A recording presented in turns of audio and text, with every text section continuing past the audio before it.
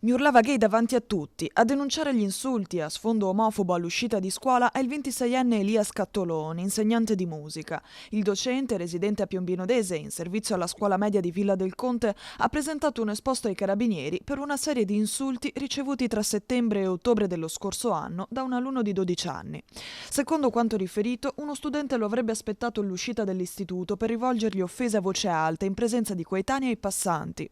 Non si tratterebbe di un episodio isolato, come spiega il professore sui social. Dopo aver informato la dirigenza scolastica, l'insegnante ha deciso di rivolgersi alle forze dell'ordine, ritenendo il comportamento particolarmente grave e potenzialmente pericoloso sul piano educativo e sociale. Sono un docente di scuola media. È successo che un ragazzino dodicenne mi aspettava fuori da scuola per urlarmi la parola gay davanti ai suoi compagni. Non solo per un giorno, ma è successo per ben 2 volte, finché io mi sono stufato e ho avvertito sia la preside sia i carabinieri e ho proceduto a fare un esposto. Perché ho fatto un esposto? Perché credo sia un episodio gravissimo. Se a 12 anni dici gay al tuo professore in piazza, vicino alla gente seduta nei tavolini dei bar, vicino ai tuoi compagni, cosa farai a 14 anni, che cosa farai a 18 anni, non oso nemmeno immaginare. Una grave vicenda che riaccende il dibattito sul rispetto e sulla prevenzione delle discriminazioni in ambito scolastico. Accaduto al professore gay in Veneto è inaccettabile. Questo dimostra quanto è importante l'educazione all'affettività e contro le discriminazioni,